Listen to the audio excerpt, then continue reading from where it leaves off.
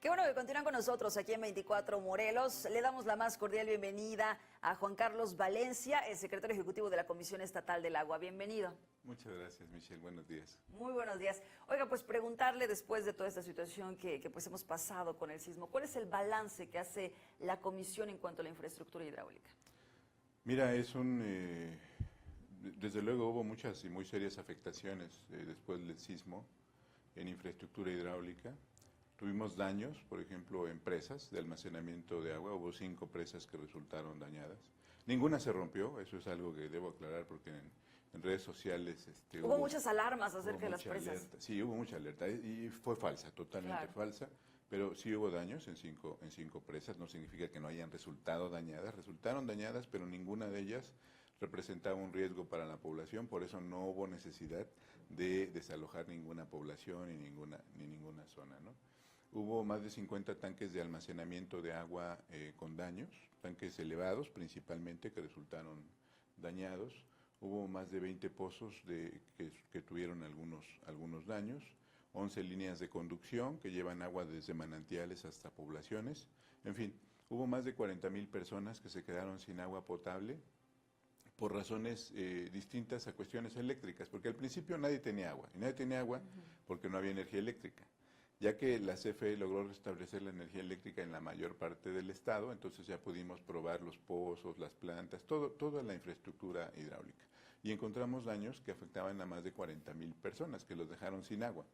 En poco menos de 3 días logramos restablecer el servicio al 90% de la población.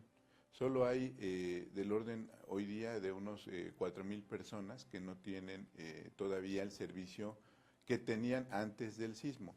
Y eso es porque son líneas de conducción que estaban ubicadas a la orilla de algunas laderas que se derrumbaron. Las laderas, los cerros se derrumbaron y en ese derrumbe arrastraron una parte de la línea de conducción que traía agua de un manantial a una población. Es el caso, por ejemplo, en Tetela del Volcán, el manantial La Escalera. De la escalera hacia Tetela del Volcán hubo 700 metros de tubería que fueron arrastradas por un deslave de este tipo. En Ocuituco, en la Barranca de Méndez a Ocuituco, y 2 líneas de conducción que abastecen a 2 pueblos en Tetela y en Ocuituco, precisamente Tlalmimilulpan y Ocoxaltepec. Son las 4 líneas de conducción. Digamos, ya quedar solventada esta situación? Eso tiene que quedar solventado en menos de 30 días. Son de las acciones que incluimos en los acciones parciales, en los apoyos parciales inmediatos, se llaman, los que brinda el Fondo de Desastres Naturales, para poder restablecer con esos apoyos parciales e inmediatos la normalidad en la medida de lo posible en los servicios a la población. Entonces, eso en menos de 30 días, en menos de 4 semanas ya tiene que quedar solventado. No habíamos podido porque además las lluvias han estado muy intensas y la verdad es que con la ladera inestable nos costaba mucho trabajo entrar, pero ya afortunadamente las lluvias ya vamos en la parte final, ya estamos en el trayecto final. Y ya hemos podido entrar a trabajar en la mayoría de los sitios, en estos 4 sitios. Entonces esperamos que en menos de 4 semanas ya quede restablecido el servicio de manera parcial, de manera temporal, en todos estos lados. Por ejemplo, en algunos tanques de almacenamiento de agua elevados principalmente, tuvimos que sacarlos de operación porque sufrieron daños. La estructura de soporte o el mismo tanque sufrió daños. Entonces tenemos que sacarlo de operación. Lo que hicimos fue conectar la fuente, que puede ser un pozo regularmente. Un pozo lo conectamos directamente a la red. Ya no bombea de pozo a tanque y de tanque a red, sino lo conectamos directamente a la red para que la población tenga agua. No es el sistema óptimo, pero no podemos llenar el tanque porque arriesgamos a que pueda colapsar y eso afectar a la población. Entonces, hasta que lo reforcemos, que también tiene que quedar en menos de 30 días, los tanques de almacenamiento de agua que vamos a trabajar son 13 tanques. Hasta que reforcemos estos 13 tanques, entonces ya podremos volver a restablecer el servicio de manera normal, de pozo a tanque y de tanque a red. Mientras tanto, conectamos directamente de la fuente a la red. Hay un tanque que nos va a llevar más tiempo, el tanque de la Unidad Morelos, en Jojutla. Ese tanque colapsó, ese se cayó, el tanque.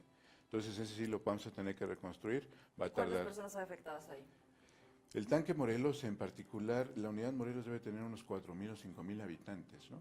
Que repito, tienen agua ahorita porque lo conectamos directamente de pozo a red, pero no es el sistema ideal. En cuanto tengamos ya reconstruido el tanque, que tendrá que ser unos 3 meses, 4 meses, ya podremos estar restableciendo, digamos, el servicio adecuado. Bien, ahora preguntarle, hay mucha preocupación, pues porque además aquí en el estado de Morelos uno de los principales atractivos son los balnearios. Y entonces dicen, bueno, ¿cuál es la situación? Porque hay varios que están cerrando en esos momentos, eso es una medida provisional, pero ¿cuál es el balance que ustedes tienen de eso? Mira, hubo afectaciones en al menos 5 manantiales en el estado. 2 de ellos con afectación muy severa, Agua Hedionda y San Ramón. En estos dos manantiales prácticamente se abatió el caudal total que aportaban. No está saliendo agua. No está saliendo agua del manantial. Que esperamos que sea temporal. Ya lo hemos estado estudiando con los expertos de la Universidad Nacional Autónoma de México y del Instituto Mexicano de Tecnología del Agua. Hemos tenido ya varias reuniones. El Instituto de Geofísica, el de Geología y el de Geografía de la UNAM están participando en este proyecto junto con el IMTA, la Comisión Nacional del Agua y la Comisión Estatal del Agua, la CEAGUA. Estamos conjuntamente haciendo los estudios para poder determinar si se puede recuperar el manantial o el caudal de estos 2 manantiales. Hubo otros 3 que nos reportaron afectados, pero son afectaciones, digamos, menores. Nos reportaron coloración en el agua, que es más o menos normal después de un sismo que el agua se coloree. Nos reportaron esto en Yautepec, por ejemplo. Yautepec y Zamatitlán. Ayer estuve allá en el manantial Las Tortugas, por ejemplo. También en las huertas se reportó un cambio de coloración. Y nos reportaron algún cambio en el caudal o en el sitio de afloramiento en Palo Bolero y en Apotla. Pero aparentemente fue temporal, ya se ha estado restableciendo la normalidad, seguimos midiéndolo, seguimos evaluándolo, pero básicamente los que sufrieron daños severos son Agua Hedionda y San Ramón. Son los 2 balnearios que están por el momento cerrados por esta situación, pero debo decir también, Michelle, que independientemente de lo que los estudios nos indiquen, estos balnearios no van a cerrar. Me han preguntado recurrentemente si Agua Hedionda ya no va a abrir. Sí va a abrir, Agua Hedionda va a volver a abrir, de una manera o de otra. Es decir, podría ya no tener esas aguas que, bueno, pues han sido famosas además en toda la República. Exactamente. Podría no, en el peor escenario, que los estudios nos indiquen que ya no hay forma de recuperar este tema del manantial, podría ya no funcionar con aguas sulfurosas. Y podría, digo, porque incluso desapareció, por ejemplo, el manantial que llenaba las albercas principales. Pero hay otro manantial más pequeño, que está más abajo, que es el que llena las albercas privadas. Del mismo balneario de Agua Hedionda tenía una parte pública y unas albercas privadas. Bueno, el manantial pequeño, el que abastece las albercas privadas, está bien, está completo. Entonces a lo mejor podríamos usar esa agua para llenar las albercas. Son cosas que estamos midiendo, que estamos evaluando en este momento para saber si podría o no hacerse. Y en determinado momento poder seguir incluso con aguas sulfurosas. En el peor escenario de que ya no se pudiera recuperar el manantial principal, si con el manantial pequeño pudiéramos llenar con aguas sulfurosas las albercas grandes. Son de las cosas que estamos evaluando y por eso digo que debe estar tranquila la población y que los balnearios van a volver a abrir de una manera o de otra. En el caso de Six Flags. Six Flags nos reportó afectaciones no en sus manantiales. De hecho, al revés, en Huastepec se reporta un incremento del caudal que estaba aportando los manantiales. El caso de Itzamatitlán también, en Itzamatitlán, en Yautepec es una zona de manantiales. Bueno, están aflorando manantiales pequeños en las casas de la población, ¿no? Ahorita, debo decir, también ha sido un año muy lluvioso. Los acuíferos están rebosando, tienen mucha agua. Por eso el lago de Tequesquitengo también tiene un nivel no visto en los últimos 40 o 50 años, también tiene el nivel más alto.